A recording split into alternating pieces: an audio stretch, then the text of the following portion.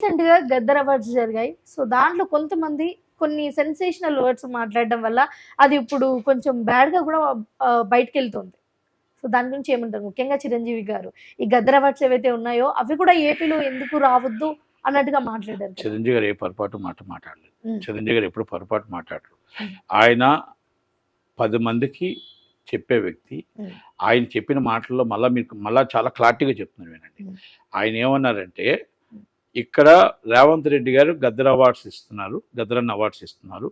అలాగే నంది అవార్డ్స్ కూడా పెండింగ్ ఉన్నాయి. నంది అవార్డ్స్ కూడా పక్క రాష్ట్రం అంటే మన రాష్ట్రం, పక్క రాష్ట్రంలో కూడా మనం కరెక్ట్గా అన్ని కూడా చంద్రబాబు నాయుడు గారు, అంటే చంద్రబాబు నాయుడు గారు చీఫ్ మినిస్టర్ కూడా ఆయనకే చెప్తారు. ఆయన పర్సనల్ కాదు, అంది ఇండస్ట్రీ తరపు నుంచి మాట్లాడారు కాబట్టి పక్క రాష్ట్రంలో కూడా అవార్డ్స్ అన్ని ఇస్తే సంతోషంగా ఉంటుంది ఈ పండగ వాతావరణం అని చెప్పారు.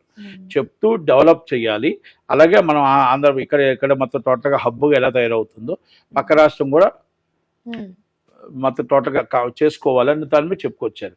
అక్కడ ఎక్కడ తప్పు మాట్లాడలేదు ఆయన. ఒకటి, ఆయన అవార్డ్స్ నంది అవార్డ్స్ పెండింగ్ ఉన్నాయి కాబట్టి నంది అవార్డ్స్ కూడా చేస్తే బాగుంటుంది అని ఒక సూచన చేశారు. అంటే ఇప్పుడు బయట కొంచెం బ్యాడ్ గా ఎలా పోర్ట్రే అవుతుంది అంటే, మాకు తెలియదా, అంత పెద్ద ఎక్స్పీరియన్స్ ఉన్న చంద్రబాబు గారికే చెప్తారా అన్నట్టుగా పోర్ట్రే. నో చిరంజీవి గారు అన్న ఆర్ నారాయణమూర్తి గారు అన్నమాట. ఆర్ నారాయణమూర్తి గారు అంటే, అయ్యా చంద్రబాబు గారు మీరు ఇక్కడ చూడండి, రేవంత్ రెడ్డి గారు మాకు మొత్తం టోటల్గా సినిమా ఇండస్ట్రీలో ఎంతమందికి ఎన్ని అవార్డులు ఇస్తున్నారో ఏదో అన్ని చెప్పుకుంటూ వచ్చారు.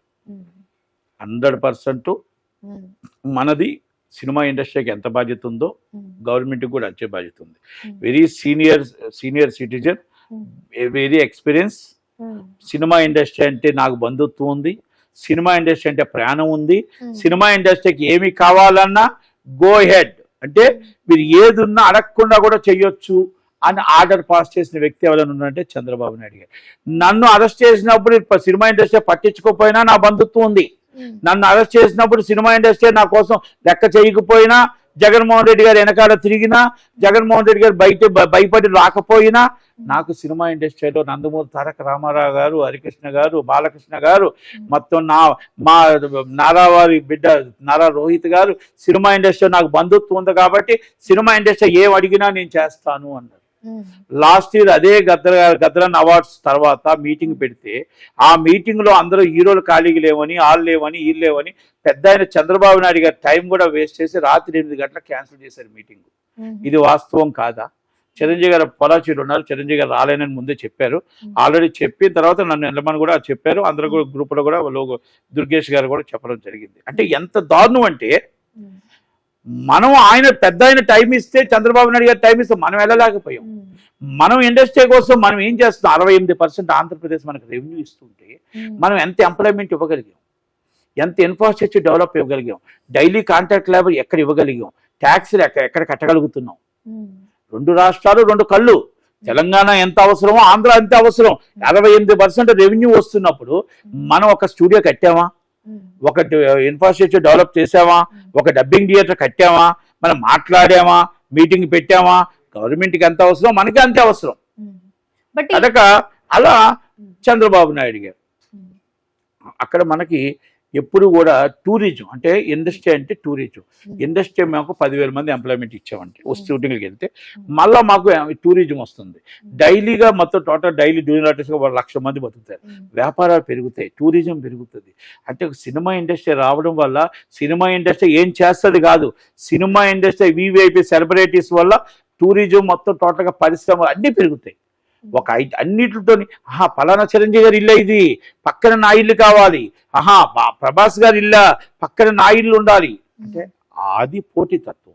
ఎందుకంటే ఎక్కడైనా సినిమాకి అంత క్రేజ్ ఉంది ఆల్ ఓవర్ వరల్డ్. కనుక అవన్నీ కూడా మీరు షూటింగ్ చేస్తున్నాం అంటున్నారు, టూరిస్టులుగా షూటింగ్ చేస్తున్నారు. హైదరాబాద్ నుంచి మీరు వెళ్తూ టూరిస్ట్గా వెళ్ళి షూటింగ్ చేసుకొని వస్తున్నారు. అక్కడ లోకల్ ఎంప్లాయ్మెంట్ ఏది, డైలీ లేబర్ ఎక్కడున్నారు, ఇన్ఫ్రాస్ట్రక్చర్లు అయ్యి ట్యాక్స్లు ఎక్కడ కడుతున్నారు? ఇవన్నీ కూడా 2 రాష్ట్రాలు బాగుండాలి. ఇక్కడ రాష్ట్రంలోనే కట్టాలి, ఇక్కడ షూటింగ్లు చేయండి, అక్కడ షూటింగ్ చేయండి, అక్కడ ఇన్ఫ్రాస్ట్రక్చర్ డెవలప్ చేయండి. అంతే తప్ప మనం 100% ఆర్ నారాయణమూర్తి గారి మాటలు తప్పు. ఆర్ నారాయణమూర్తి గారు ఒక ప్లాట్ఫామ్ మీద ఒక సీనియర్ సిటిజన్ చంద్రబాబు నాయుడు గారిని రేవంత్ రెడ్డి గారిని పక్కన పెట్టుకుని మాట్లాడకూడదు. మీకు ఉంది కదా, మీరు వెళ్తున్నారు కదా, మిమ్మల్ని అడ్డు చెప్పట్లేదు కదా. చంద్రబాబు నాయుడు గారి దగ్గరికి వెళ్తే ఆయన పలకరిస్తున్నాడు, లోకేష్ గారి దగ్గరికి వెళ్తే పలకరిస్తున్నాడు, రామ్మోహన్ గారి దగ్గరికి వెళ్తే పలకరిస్తున్నాడు. మీ బాధ అక్కడ చెప్పండి, మీ కష్టం అక్కడ చెప్పండి, ఇండస్ట్రీ మీటింగ్ లో చెప్పండి. Is the platform, Telangana platform. ఒక chief minister, very senior citizen, ఒక సీనియర్ వ్యక్తి, ఆయన 76 సంవత్సరాలు, ఆయన ఆయన ఆయన ఆలోచనలు అలాంటి ఆయన దగ్గరికి వచ్చి మీరు ఇక్కడ తెలంగాణ రేవంత్ రెడ్డి గారిని అభినందిద్దాం, తెలంగాణ రేవంత్ రెడ్డి గారిని మనం పొగుడుదాం, కానీ మన రాష్ట్రాన్ని అవమానపరచొద్దు, మన రాష్ట్ర ముఖ్యమంత్రి మీరు అవమానపరచొద్దు. ఆ ప్లాట్ఫామే మాట్లాడకూడదు. మీరు మాట్లాడే ప్లాట్ఫామ్ ఛాంబర్ ఉంది, కౌన్సిల్ ఉంది. మీరు మాట్లాడే ప్లాట్ఫామ్ చంద్రబాబు నాయుడు గారి డైరెక్ట్ వే ఉంది, మీకు లోకేష్ గారి డైరెక్ట్ వే ఉంది, పవన్ కళ్యాణ్ గారి డైరెక్ట్ వే ఉంది. కనుక ఒక ప్లాట్ఫామ్ దగ్గర ఇంకోటి మాట్లాడకూడదు అనేది తప్పు అని మాత్రం నేను ఖండిస్తున్నాను. ఎందుకంటే 100% తప్పు.